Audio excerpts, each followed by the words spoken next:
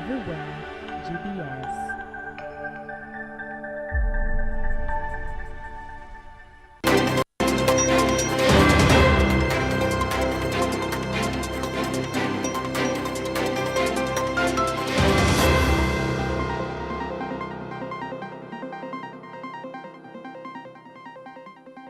A very good evening and thank you for joining GBS News at 9. My name is Stephen George and our sign language interpreter tonight is Alan Kiama.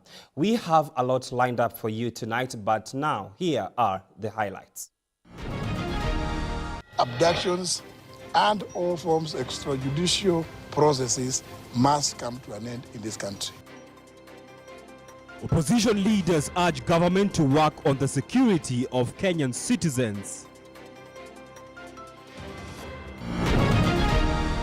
For this fiscal year, for instance, we are yet, as counties, to actually receive the monies that were appropriated under the County Government's Additional Allocation Act.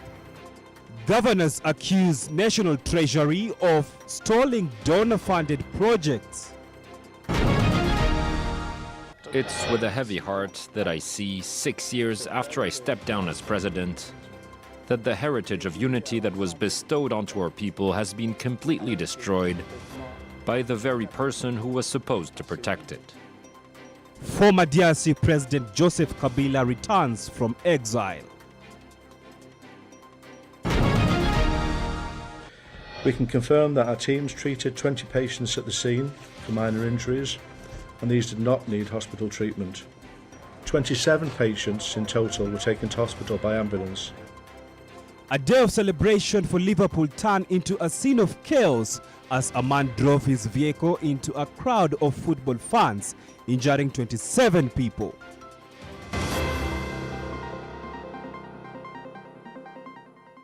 And now to our first story. A high-level meeting at State House today set the stage for the renewed government efforts to revitalize the coastal region economy. The government is rolling out the strategic interventions in agriculture, the blue economy and land reforms to drive sustainable growth and address long-standing regional challenges. Here are the details. The government has renewed its pledge to revitalize the economy of Kenya's coastal region through a series of strategic initiatives aimed at unlocking the area's full potential. During a meeting at State House, Nairobi today, President William Ruto engaged leaders from the coastal counties to review development progress and chart the way forward for the region's economic transformation. Mimi kwanza nitake tu kukupatia imani juu ya viongozi wa pwani. Sisi nataka utushike ukijua sisi ni wenzako sasa, ni wenzako 2027. Kama watu wa pwani, ili tukae katika hiyo serikali na hiyo inayokuja, tukae hapo ndani. Ile maneno watu wanapata kwingine kwa sababu wako kwa serikali, sisi tupate. Na hiyo ndio tutakuwa tumemaliza ile shida tuko nayo pwani. Kwa hiyo huu ni wakati wetu wa kuvuna sasa. Tumempata rais ambaye anatupenda sisi na sisi tunampenda. Among the key areas of focus are agriculture, the blue economy, and the marine sector. The government is working to enhance agricultural productivity in the coastal belt by expanding irrigation schemes, promoting agribusiness, and supporting smallholder farmers through subsidies and training. These efforts are designed to increase food production, improve livelihoods, and shift the region from being a net importer to a net producer of agricultural goods. We cannot discuss many things, if our economy is in shambles. So I'm very proud that today our economy, our currency is strong, our economy is good. And that is the reason why today we can now discuss how to build the roads. That is why we can even do the securitization, because we can go to the market and borrow at reasonable rates. There was no way we would have gone to the market if our economy if we had defaulted. In addition to agriculture, the blue economy remains central to the government's development strategy. Investments have been directed towards empowering coastal communities engaged in fishing and marine-based enterprises. These include capacity building, provision of modern fishing equipment, and the establishment of structured markets for marine products. The goal is to create jobs, boost income, and promote sustainable exploitation of marine resources. We must do something about the port of Mombasa to make it much more efficient. Imagine, we are making only 6 billion shillings.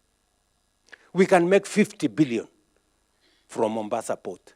Why do you want us to make 6 billion when we can make 50? And we can employ more people.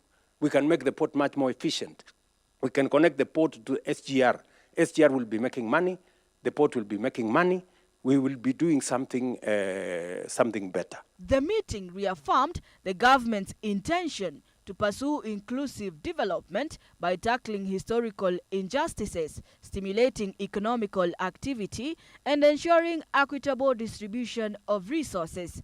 These efforts are expected to lay the groundwork for long-term stability and prosperity in the coastal region, aligning with the broader national development agenda. Beatrice Wangoi, GBS News.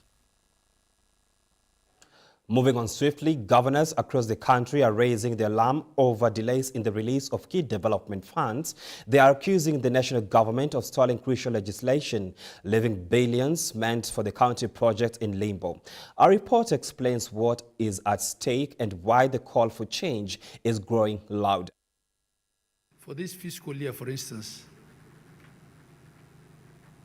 we are yet, as counties, to actually receive the monies that were appropriated under the County Government's Additional Allocation Act.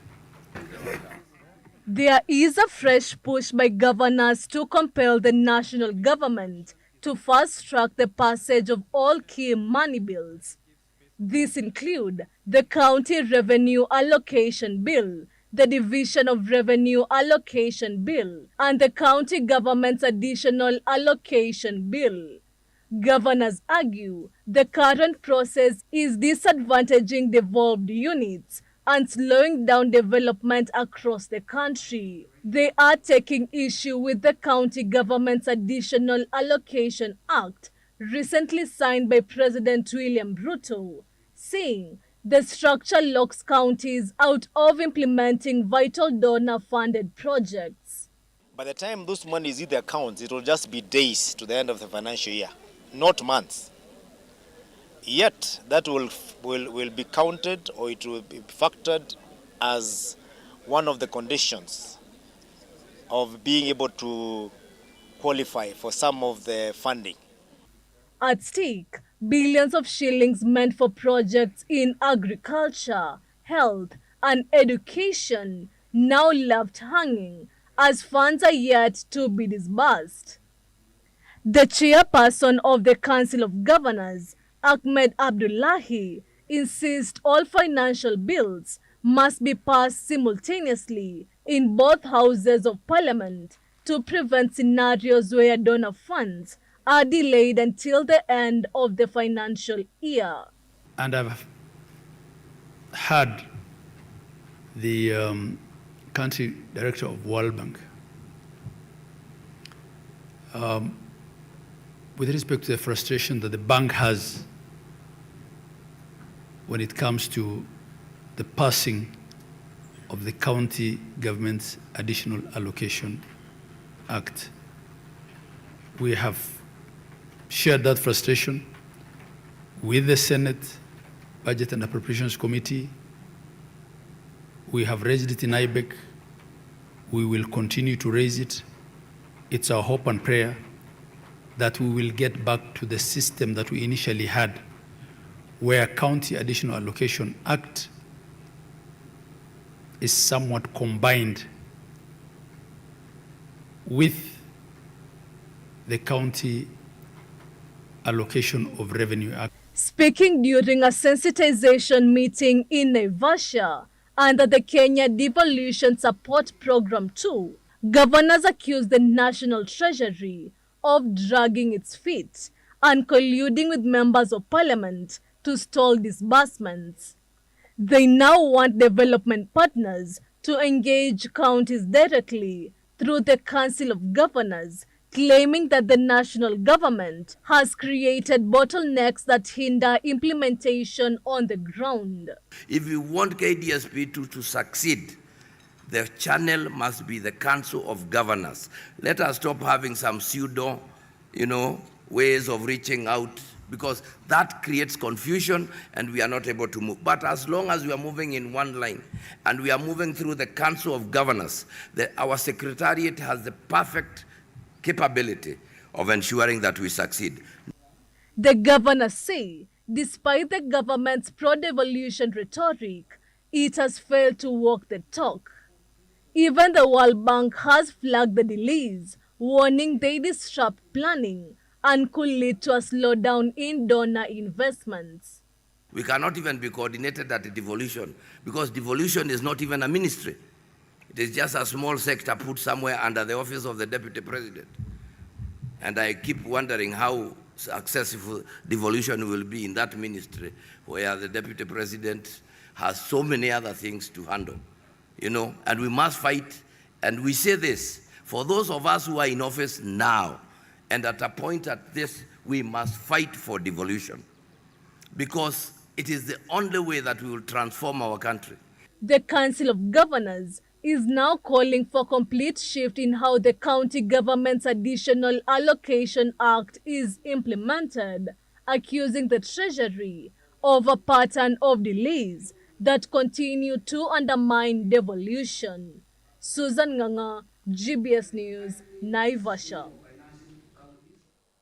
Opposition leaders have today urged the government to work on the security of the Kenyan citizens, speaking after visiting Koimburi at the Karen Hospital in Nairobi, where he was admitted yesterday. Led by the former Vice President Kalonzo Musyoka, the opposition stated that Kenyans are not safe, basing on the fact that the latest abduction has happened to a serving member of parliament, as Davis Karani reports. The opposition, led by the former Vice President and Wiper Party leader Kalonzo Musyoka, addressing the press at the Karen Hospital in Nairobi County after visiting Juja Member of Parliament Honorable George Koimburi, was hospitalized after he was found unconscious at the coffee plantation in Kiambu County yesterday. There is an abduction squad. We go by what Rigathi Gachagua said last night. Special squad, designed to make sure that there will be no opposition in Kenya. So, let him issue a statement. But who will believe a policeman like Kanja today? Where his own people say, oh, Mheshimiwa abducted himself. And the man was almost dead. Okay, so, well, this is where it is. And we are not, by the way, Kenyans are very clear. Nothing will stop them from sending these people home. The leaders who were with Kalonzo Musyoka stated that the government should take into account on every life that has been lost through abduction, and the abductees should be brought into book, which the former Attorney General stated that the government is aware of them. Abductions and all forms of extrajudicial processes must come to an end in this country. Our own president, just a few days ago, told the Finnish president there will be no more abductions. Yeah. We have come here because of the latest abductee, an honorable member of parliament. Koimburi's abduction is just a few weeks from the time MP Charles Ngondo Were was killed in Nairobi, placing the security of the government officers into a limbo. Davis Karani, GBS News, Nairobi. Kenya Roads chairperson Aisha Jumwa has joined Tana River County leaders in opposing the proposed plan to extend the boundary of Garissa County into the territory of Tana River County. She spoke at Mikunduni Primary School grounds in Hola Town, Tana River County, during a Thanksgiving ceremony for the Kenyan director Rehema Hassan.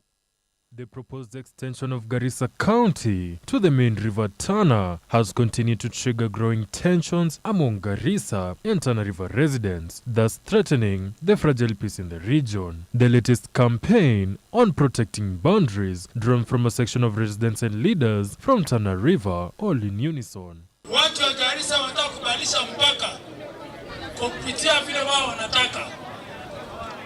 Kitu kama hiyo tumeona ni uchokozi ya watu wa Garissa. Sisi tunakaa na amani na watu wa Garissa. Tafadhali waheshimu mpaka yetu. Ng'ombe, mbushi, ngamia kutoka North Eastern wanajaa hapa Tana River. Hakuna mtu namchokoza. Wanaishi tu kibinadamu, kindugu, Kiislamu. Lakini bona sisi huko North Eastern ikikanyaga nje Northeastern akawa mnyama wa msituni. Kwa nini? Sisi hatuko tayari kupoteza nchi moja ya Tana River kwa sababu ya maneno ya watu. Kwa hivyo Somalia hao Tana North, hao watu wa Garissa waache kuchokoza Tana River. Sisi wazee hatutakubali na wala hatutakubali. Joining the trail was former Cabinet Secretary Aisha Juma, who has called for fairness in the whole boundary review process. The sentiments echoed by other leaders who have faulted political leaders for causing conflicts. Kwa hivyo ukiacha mipaka yako, ukitrespass kwa wengine, hatutakuangalia tu, utakumbana na sisi. Huo ndio ukweli wa maneno na si uchochezi. Ndio ukweli wa maneno. Vipi wewe una mkeo uje kwangu mtake, vita si vita? Sasa kama waweza kulinda mkeo, linda na shamba lako. Linda na mipaka yako. Wazee, lindeni mipaka yenu. Musirinde ache tukarehakeye. Na mipaka na mali zenu zilindeni pia. Sisi kama wakazi wa Tana River hatupingi mradi wowote wa serikali. Tuna support. Tunajua mradi ukiletwa na serikali pale, hata sisi utatusaidia. Hata vijana wetu watapata makazi. Lakini tuende ile njia ya kisawa. Watu wakuwe sensitized. Public participation ifanyike. Sisi hatuwezi kukataa, maana tunajua tunafaidi. Other leaders present were Galole MP Said Hiribae, King of Munyo Aya Community Mahamud Wario, Wata Council of Elders Chairman Shomo Ashoko, and Mohamed Bere, the Bokomo Council of Elders Chairman in Tana River. They stated that they will not even allow an inch of Tana River County to be taken by Garissa County. This is Jeff Aboki, GBS TV News, Nairobi. Residents of Mbeere North constituency in Embu County are upbeat following approval of construction of a 45-kilometer link road to bitumen standard at a cost of 3.2 billion shillings by the national government. The Gikuyari Kambarari Kirie Mugunjogu Karirima Ishiara Road links the three wards of the constituency, namely Mumunji, Nthawa and Iyurori, and is set to spur economic growth of the area. The road, whose construction is set to commence by the end of this year, is also expected to open up the area for business and transport to the neighboring counties of Meru and Kitui counties. Haron Kikwa with more. The news was relayed to the residents by immediate former MP Geoffrey Ruku, who was recently appointed as Cabinet Secretary for Public Service, Human Capital Development and Special Programs through his social media pages. Residents, especially from Muminji Ward, have termed the development as historical since the area has never had even an inch of tarmac road since independence.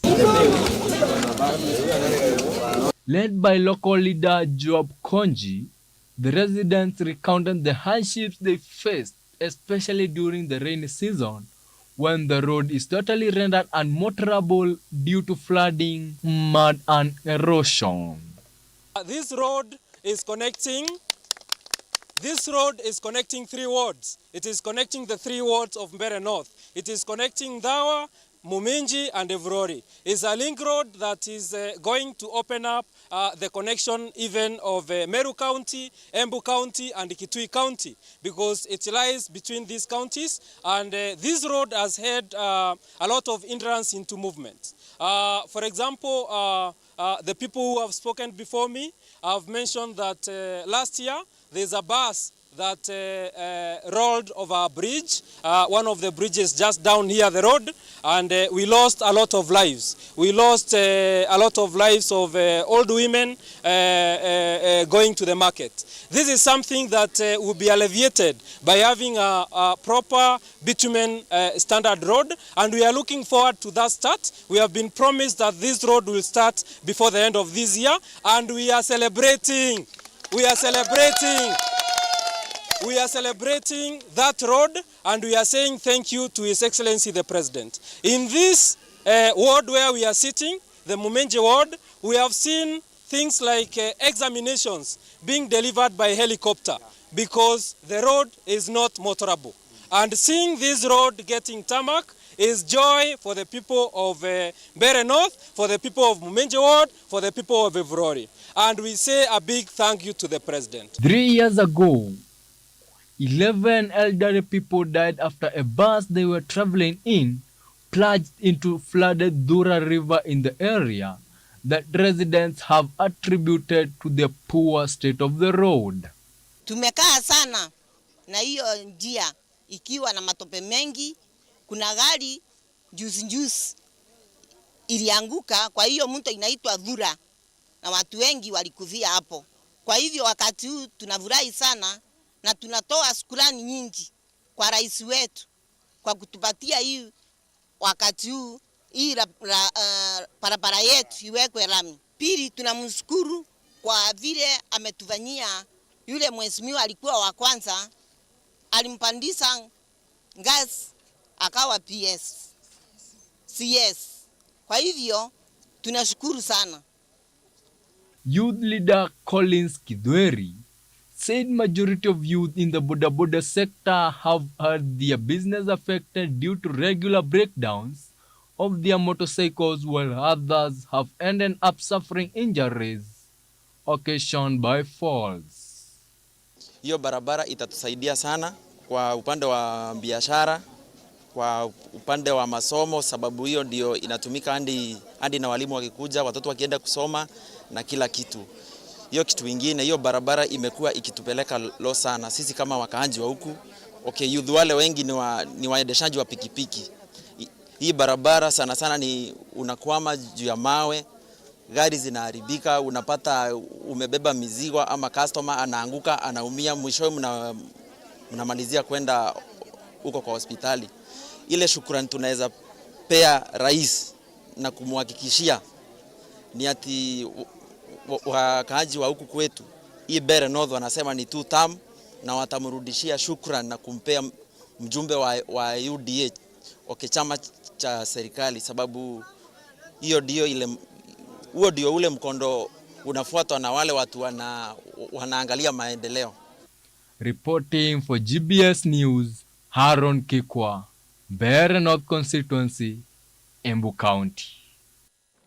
It is time for us to take a short break. Keep your feedback streaming into our social media platform at GBS TV Africa. The SMS line is 2114.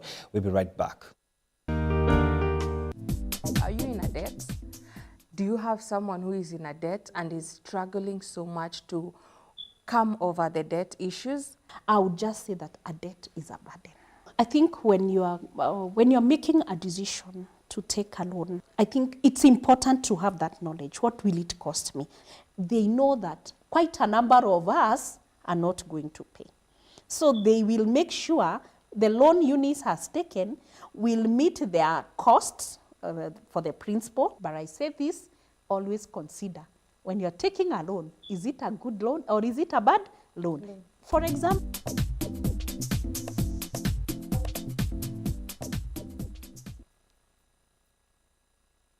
topic of discussion leo is a hustle culture. Hustle culture, and this is working smart versus working hard. Working hard is where nina hustle. I'm working like a donkey. Unaweza pata maybe ulisoma, yes, maybe kumaliza shule, maybe hii inahitaji maybe diploma, maybe ulifika certificate level. So I feel pia knowledge inachangia sana. Yes, watu kukua kwa informal. You have to like plan. You also have to delegate, and it's also sometimes about convenience. What is convenience for you? Tunaweza work smart hata kama ni kwa informal jobs. Tuki-apply hiyo working smart, we can do something. Si lazima tu ikuwe ni kazi ile uko chini. I'm picking a dare. Okay. What? Call your mom or dad and sing the chorus of their favorite song loudly. Mama Vanessa, we are live on TV. I need to... Which TV? GBS TV. I'm on the Youth Hub and they want me to sing you a song. I've been dared to sing your favorite song. So no, don't sing that one, man. No. Sing yours. No, I will sing a nice one. I know many of your songs. Sing Daddy's song. I sing Daddy's song, fine. Loudly, read. I love you. Shout. You're my baby. I love you. You're the best. Bye, mommy. Bye. Thank you. You're welcome. Bye. I know.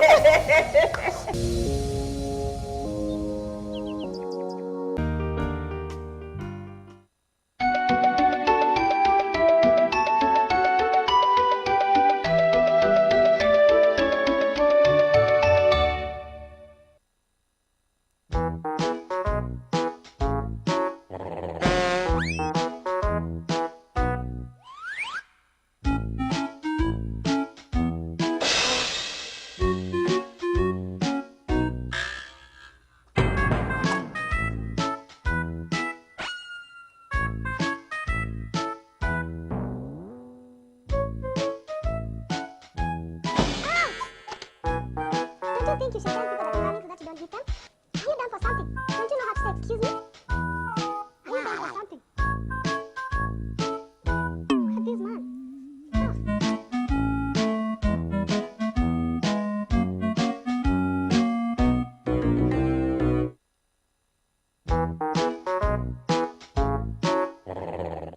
Could you excuse me, please?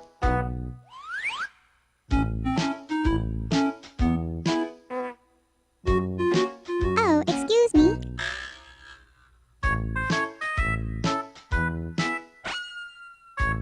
Oh, excuse me, miss. Didn't see you there. Pardon us, miss. Watch out, big thing coming your way.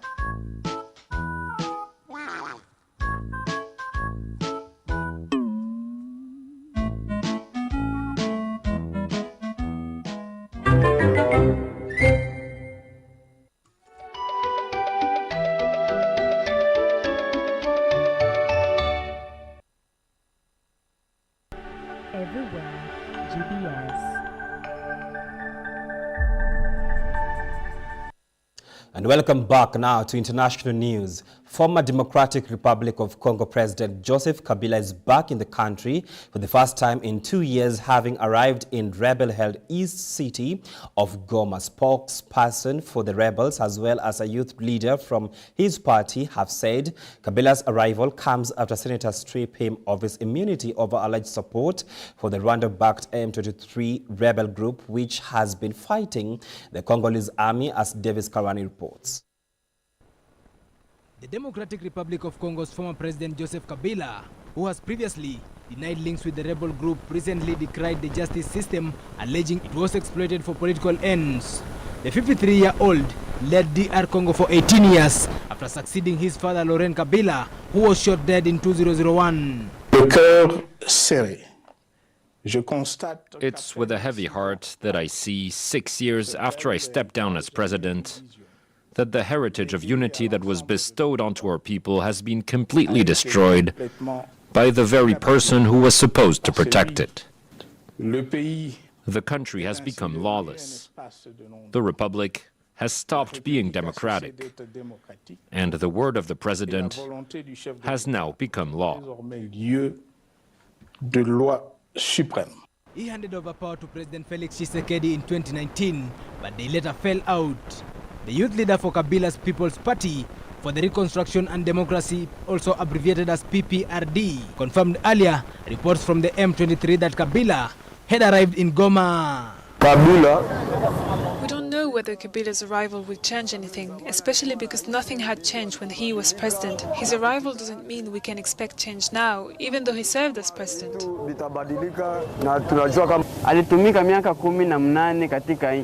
He has been president for 18 years, and we have seen few results, some of them positive and other negative. For that, I welcome him for the development of the country.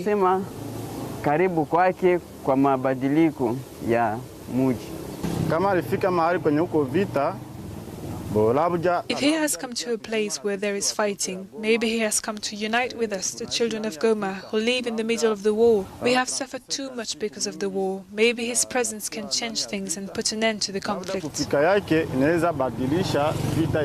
Fighting between Congolese army and the M23 first broke out in 2012 and ended in a peace deal the following year. But in 2021, the group took up arms again, saying the promise made in the deal had been broken. What Rwanda is doing is collusion with France, Belgium, the United States of America and others. Congolese people are tired. How many times do we have to die? Let the people of Goma be calm. Peace is here. We are a people's army. We will watch over their security. We will bring peace. No harassment. We do not steal. We do not rape. Since the beginning of this year, the M23 has made major advances in the mineral-rich East, including taking Goma in January. Le peuple congolais ne cédera ni à la résignation. The Congolese people will not cede to this injustice. We will continue to defend our rights, protect our territory, and demand respect and sovereignty. The conflict has led to the displacement of people in Congo.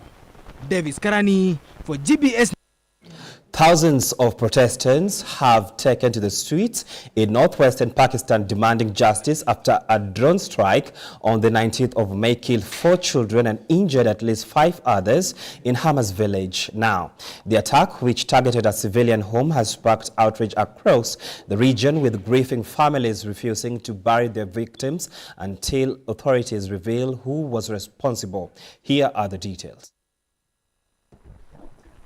Protests have erupted in northwestern Pakistan following a drone strike on May 19 that killed 4 children and injured 5 others in Hamas village, Ma'ali Tehsil, North Waziristan. This attack has led to widespread outrage and demands for accountability. We want to tell the establishment and the army that the Pakistan Tehreek-e-Insaf Party and its supporters will not allow drone attacks or any military operation against its own people. The drone attacks have started again. Who's carrying out these attacks? The government must know and ensure that this does not continue. Our children, women and elders are being killed by these drone strikes. The incident has highlighted ongoing tensions between local communities and security forces, raising questions about transparency in military operations and accountability for civilian casualties. As protests continue and pressure mounts on the authorities, the community remains steadfast in its demand for justice and a thorough investigation into the deadly drone strike. Beatrice Wangoi. Hamas has agreed to a proposal by the U.S. Special Envoy Steve for a Gaza ceasefire, only for Israeli officials to deny that the proposal was Washington's and add that no Israel government could accept it. Witkoff also rejected the notion that Hamas had accepted his offer for a hostage deal and a ceasefire in Gaza, saying that what he had seen was completely unacceptable, and the proposal being discussed was not the same as his. Israeli Prime Minister Benjamin Netanyahu vowed to bring back all hostages during Jerusalem Day ceremonies. He said, if we do not archive it today, we will achieve tomorrow, and if not tomorrow, then the day after tomorrow. We are not letting go of it. His promises signals unwavering determination to secure the hostages' release. נכריע את מבקשי נפשנו, נשיב את כל חטופינו, נוודא שעזה לא תהווה איום על ישראל. המשימה הזאת, כולל המשימה של השבת חטופינו, היא מלווה אותנו יום-יום, היא מעסיקה אותנו לילה-לילה, כולל בלילה הזה, ואנחנו לא מרפים ממנה. ואם לא נשיג אותה היום, אמרתי שנשיג אותה מחר, ואם לא נשיג אותה מחר, נשיג אותה מחרתיים. אנחנו לא מרפים מזה, ויש קשיים. החמאס עיקש, הוא סרבן, כך אמר גם הנציג האמריקני הערב, וויטקוף, זה נכון. אנחנו לא מרפים מהמשימה.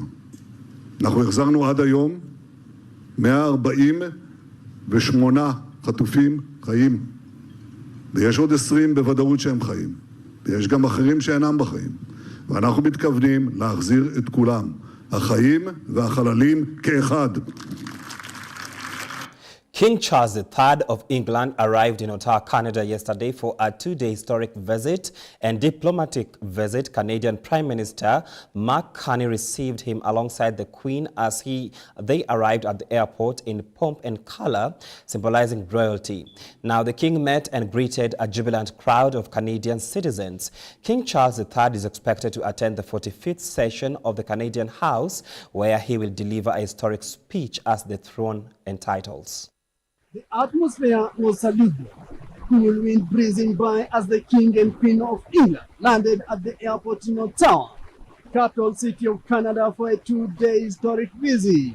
Charles III and Queen Camilla were treated to a red carpet welcome to symbolize royalty. And the Canadian Prime Minister Mark Carney received them. Thank you so much. They do. King mingled with ecstatic crowd of Canadian citizens who showcased various Canadian traditions.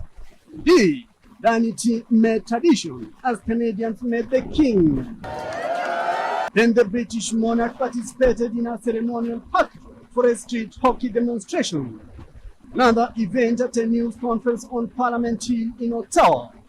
Group of 5 nations leaders discussed the significance of the visit to Canada. Next, we have First Vice Chief David Pratt from the Federation of Sovereign Indigenous Nations. All right, thank you very much. Tamska Tinawa, Nawago Gamantik, David Pratt, Nasigo San, Muscapiring, Ochinia. First of all, I acknowledge you all today. I greet all my friends and relatives. My name is David Pratt from the land where they call Muscapiring, or the earth where they call Muscapiring, in beautiful, unceded, unsurrendered Treaty 4 territory in Saskatchewan. I want to acknowledge the unceded, unsurrendered territory that we're standing on right now, the Huron and Algonquin people. King's visit to the North American nation comes at the backdrop of a simmering tension between America and Canada. Nuances of diplomatic talk. I think this was a strategic move to show the Americans that, yes, we have a different system, a parliamentary system, a constitutional monarchy, and they are not the be-all and end-all of anything. It's a clear message to Trump that, Canada is not for sale. The Canadian Parliament, King Charles III will deliver a historic speech in the 45th session of the House. Last time a British monarch did the same was in 1975, when the late Queen Elizabeth II reigned. Victor.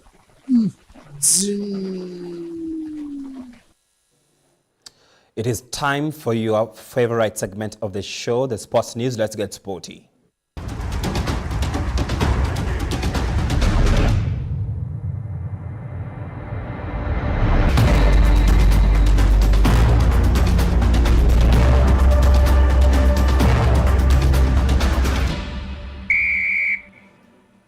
Former Manchester United manager Erik ten Hag is making his return to the sidelines, this time in Germany. He's been appointed the new head coach of Bayer, stepping in after Xabi Alonso's move to Real Madrid. Here is more on the story. Erik ten Hag has been announced as the new head coach of Bayer Leverkusen, marking his return to football after a 7-month break. The former Manchester United manager takes over from Xabi Alonso, who led the Germany side to an incredible 2023-2024 season, winning both the Bundesliga title and the Germany Cup. Alonso's departure comes as he steps into one of the biggest jobs in the world, replacing Carlo Ancelotti as the new head coach of Real Madrid. With Leverkusen now one of Europe's most exciting teams, Ten Hag inherits a squad full of confidence. The Dutchman left Manchester United in October last year after 2.5 turbulent seasons, though he did secure the League Cup and the FA Cup during his time at Old Trafford. Now he has a fresh opportunity to rebuild his reputation and lead Leverkusen to further success on both domestic and European fronts. Elvin Muyodi, GBS Sports. What should have been a day of celebration for Liverpool turned into a chaotic scene and heartbreak as thousands of fans filled the streets to mark their team's Premier League triumph. Vehicles suddenly plowed into the crowd, injuring dozens, including several children. The driver, a 53-year-old man from the area, was arrested at the scene. Police say he acted alone and that is not being treated as a terrorist incident. Here's more on the scene. A 53-year-old local man drove his vehicle into a crowd of football fans celebrating Liverpool's FC Premier League victory, injuring 27 people, including 4 children. Police confirmed he acted alone and the incident is not being treated as terrorism. We believe this to be an isolated incident and we are not currently looking for anyone else in relation to it.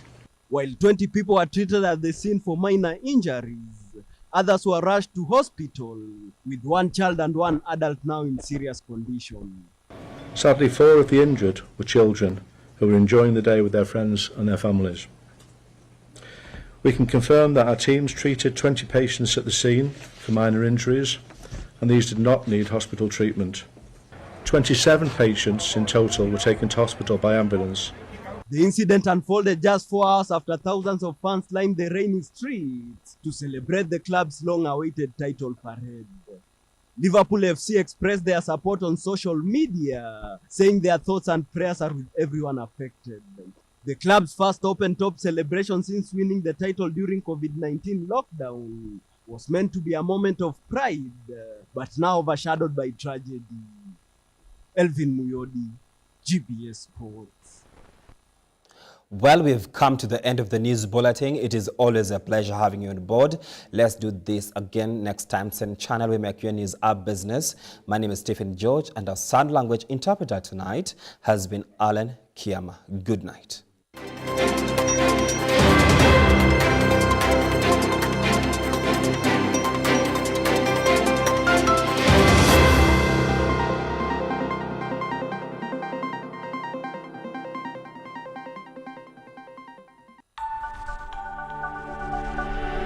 Everywhere, GBS.